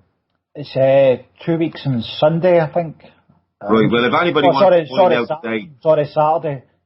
Go to the Justice for Mary Boyle campaign on the Facebook page, and the date of that protest will be given out. So if you're living in Donegal and you're listening to this show tonight, you can do that. You can join Joe at that protest. Yeah. You can go to your local TD. You can share the Mary Boyle's The Untold Story with your friends and family on Facebook. there's something that all of us can do. Because once you hear the story, which your listeners has heard it again tonight, Alan, and I'm sure Alan and Stephen, you've been well-informed people, you wouldn't know the story. You're probably more convinced tonight after listening to what Joe has said than you were even at the start. So hopefully your listeners are the very, very same, and I'm asking them all to do their little bit to help spread this campaign. No, that's great. That's brilliant, Al. Much appreciated, and I hope our listeners, go pop over to the Facebook page and have a look at the documentary themselves and get there, and just get more of a background of what's going on. Steve, do you have a couple of questions before we wrap things up? We did have a question in earlier, but I'll be honest, I didn't know how to squeeze it in or even kind of what angle to come, but it was just a case that happened a while ago here in Ireland, and Joan on the chat room was just wondering if you boys had heard of it, and it was the oh God, what was the lady's name? Lucia O'Farrell story. Her young lad, I think he was hit by some foreigner that was over here. I think it was a hit and run. She's just wondering if you had heard anything about that. But like I say, it wasn't really in connection with the Mary Boyle. So okay, yeah, it's a I different heard case. it briefly to the answer quick. Okay, well, lads, sorry, Joe. No, I'm the same as well. I've heard of it briefly. I don't know much about the full case, Okay, well, listen, we'll let you go. And listen, thanks a lot, lads, for coming on and telling us about the Mary Boyle case. Fantastic stuff there. And I just wish you all the best and good luck with the case. And hopefully, maybe in the near future, you get justice for what happened. And the people who have been involved get locked up for a good long time. I'm going to pass you over to Steve. And again, just pass out your links. And Steve will get all the links off you there. Steve? Okay, yeah, it's a heartbreaking story, it really is, and the fact that it's gone on so long, and hopefully what we've done tonight will go some way to maybe, a step closer to a resolution, because as you've said yourself, as you've both said, the people who are kind of named in it, they are getting on in years, and it would be nice if they were brought to justice for what they either did or what they colluded in doing. We do have the Facebook link. It's Facebook /Justice for Mary Boyle. We urge everyone to go on there and just sign up. If you do nothing, just do that. Any other links that you want to throw out there for people? Or I know we also have the YouTube story as well, the Untold Story, Mary Boyle, the Untold Story. But Alan, I'll go to you first. Do you have any links that you want to throw out there, or any closing words? And then after that, we'll go to Joe. No, just thanks again for inviting us on tonight and to spread the story further, and thanks very much. They're the two main links. I mean, the YouTube video itself and the Justice for Mary Boyle Facebook page. They are the two links. You will find the latest information up there if you go there. Thanks, lads, again for the invite tonight. No problem, Alan, no problem. Joe, do you want anything you want to add there? Just the same as what Alan said there, thanks to both of you for having us on and giving us a voice. And I'd just like to add as well, just what I said earlier about having the 14,000 people and only so many turn up for a march. I didn't mean to sound ungrateful. I know people have their own things going on and stuff, and I just want to say that as well. I don't want to sound ungrateful I appreciate everybody that supports us on social media and stuff, Yeah. No, we know what you mean. I don't know what I come across wrong there as I'm sounding, No, you're fine. I mean, you have 14,000 supporters. Not everybody will be able to get there, Yeah. But listen, Joe, thanks. I appreciate for having us on. It means a lot, to get us out here. Yeah, no, thanks a lot for coming on. All right, just stay with us there, guys. We're just going to pop off to a musical break, and we'll be back after this. This is Open Your Mind Radio on OYMradio.com, UnitedWeStrike.com and PeoplesInternetRadio.com. Okay, we're back. That was Those Shadows by Cian Loughnane. I don't know too much about that, but that was I think Cian is an unsigned artist, and he was kind enough to send over one of his tracks. I think, Alan, do you know more about it than I do? Do you? Well, yeah, we're just speaking to him on email, and he's a songwriter, singer-songwriter, and performs his own music. And we just said to him that, how would you like to have a go at penning a song for Open Your Mind Radio in some kind of form? So he's taken up the challenge, and hopefully we'll see what comes about. And if he does something, sends it over to us, obviously we'll play it on the show, and we'll ask our listeners and see what they think. But I think he's looking forward to having a bash at Yeah, that. and we've said before many times, if you are an unsigned artist, or you know any unsigned artists that want to kind of get some music out there, we're always on the lookout for unsigned bands or artists. So if you are one or you know of one, just get them to send us an email. Exactly. Now, on the show next week, we have part 2 with Garda whistleblower John Wilson. And if you remember, we were really getting into things in part 1, which you can find on YouTube. And we just ran out of time, and we had so much more to talk about. So we asked John to come back on. And we're going to be getting more involved we're going to be talking to John more about the training maybe, and the legal system, and what the guards actually told, I suppose. So I'd like to find out about that, and get an update obviously on what's happening with John. And obviously Maurice McCabe is working for the guards, so he can't go on radio or do anything like that. But I'm sure John will probably have some update for us, and he'll let us know what's happening on that side. So we look forward to that, and maybe John might be in the studio with us. The last time he came down to the studio, so he might come down to the studio, and might have him here in the studio. Only if you restock that beer fridge. Exactly, and do the cappuccino and the biscuits and everything else. So that's the plan of attack for next week. Now, as I said at the start of the show, we are testing the Spooky 2 device, and it is quite involved. There's a few things, as I said to Steve.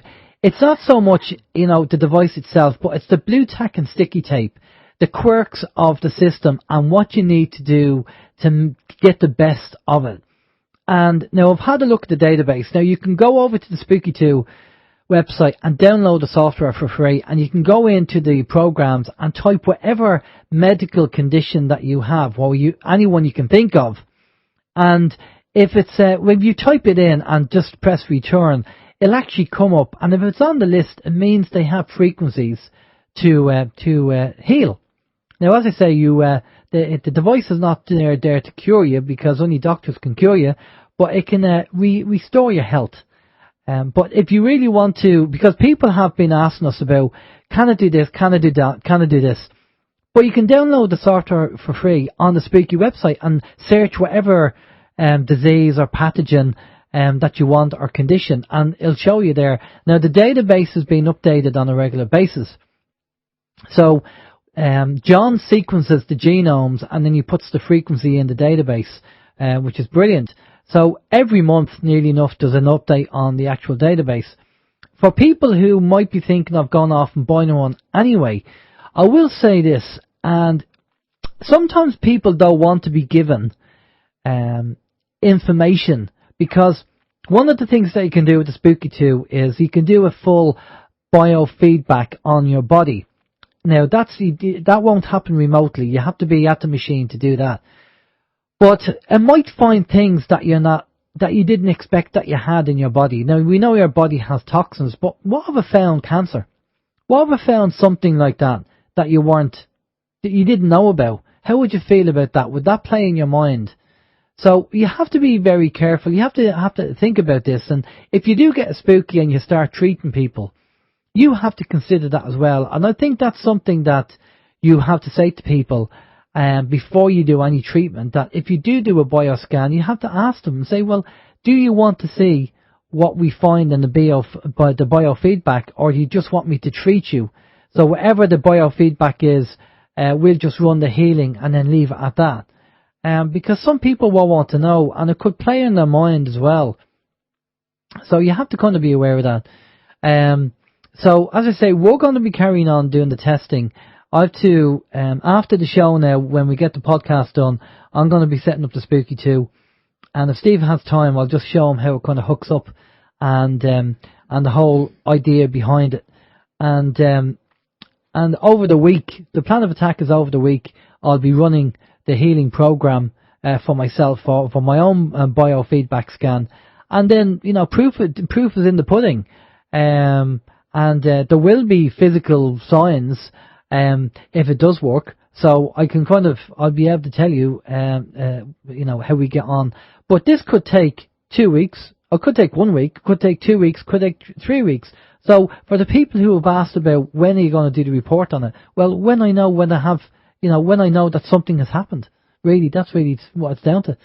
So I don't know. We'll have to get you up, Steve, sometime during the week and do a biofeedback on your body. Yep, hook me up to that anal probe. Yeah, there you go. Well, see, the good thing is that once you do the biofeedback on the Spooky 2 and I get your fingernails, you don't physically have to be here for me to send you healing. Right. What about, can we use toenails, yeah? You can use toenails, yeah, Grand. but we'd have to use the grinder for yours. That's the truth. Exactly. So, but the thing is, if you treat locally rather than remotely, locally is a quicker process. The healing is quicker, but if you're treating remotely, it's going to take longer. So just going to keep that in mind. And what you might be looking for is, in the law of physics, it talks about quantum entanglement. So you need to look that up. If you want to research how does it work remotely, well, quantum entanglement is what you need to look up. So anyway, from myself, Alan James, take it easy. Hope you enjoyed the show. Good information there. And again, look up the YouTube on Mary Boyle. But take care of yourself, and if there's any news, let us know. There's loads going on. There's so much stuff. Well, I know we'd get emails in, and there's loads of stuff. Trump going on with missiles and so much going on. We fill up the show with stuff like that. We'd never be able to talk to the guest. But you know yourself, just keep an eye on things. For myself anyway, take care. Bye bye. Okay, and the same for me. We'll catch you all again next week. Just remember, next Saturday, if you're at a loss and you're in Galway, Clive the Carl is going to be at the Connemara Lake Hotel from 10 a.m. to 4 p.m. and he's going to be hosting a health masterclass. Okay, we'll catch you all again next week. Stay tuned if you're listening on People's Internet Radio stream. Vin is up next. And, by the way, sorry, yes? Thomas Williams is doing a special show tonight as well, over on Truth, Honour and Integrity as well. So just to let you know. Okay, spoiled for choice. Okay, enjoy the rest of your Sunday. We'll catch you again next week. Stay tuned for Vin. Take care. Bye-bye.